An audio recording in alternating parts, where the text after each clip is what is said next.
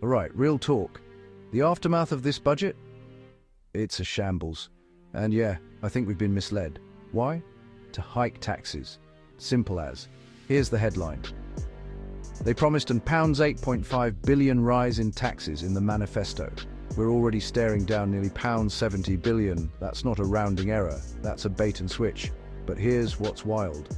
The opposition popping up on TV saying, if only we were in government, it would be different. Memory check time. Let's talk about the Conservative track record they'd rather you forget. North Sea, oil and gas? They're out here talking about excessive taxes strangling investment. Who slapped the super taxes on in the first place? The Conservatives. Overall tax burden? Under the Tories, taxes climbed to their highest in 70 years. That wasn't an accident, that was policy. The exodus of big taxpayers, the people who actually foot a chunk of the bill, started on their watch. Welfare? Sure, criticize the current surge, but check the numbers. Benefits spending rose massively under 14 years of Conservative government too. Middle earners? Millions got dragged into the 40p tax band. Not because they got rich overnight, but because thresholds didn't keep up and the system quietly pulled them in. And business taxes? This one's my favorite bit of hypocrisy.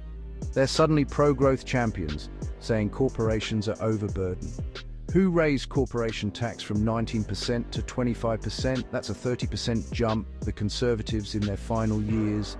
Debt. It almost tripled during Conservative rule. Yes, there was a pandemic, and that matters. But even allowing for that, the trajectory was brutal. So where does that leave us? With Labour looking like more of the same, just more extreme and more expensive, different colour rosette, same bill on your doormat.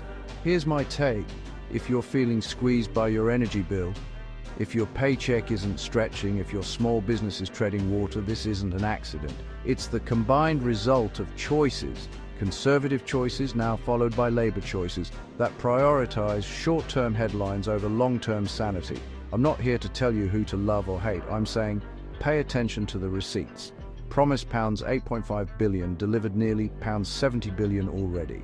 Promised to champion enterprise, raised corporation tax 30%, promised stability, delivered the highest tax burden in 7 decades and a debt pile that makes growth harder. If the pitch is trust us, we'll fix it, ask who broke it? And what's actually changing this time? Not the slogans, the policies.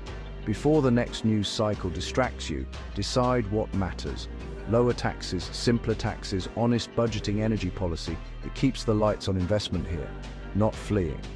Because if we keep rewarding the same playbook, we'll keep getting the same outcome. Higher taxes, higher bills, a shrinking future. Think hard before you hand the keys back to the people who crashed the car. I'll leave it there. Stay curious, stay skeptical, and check the numbers.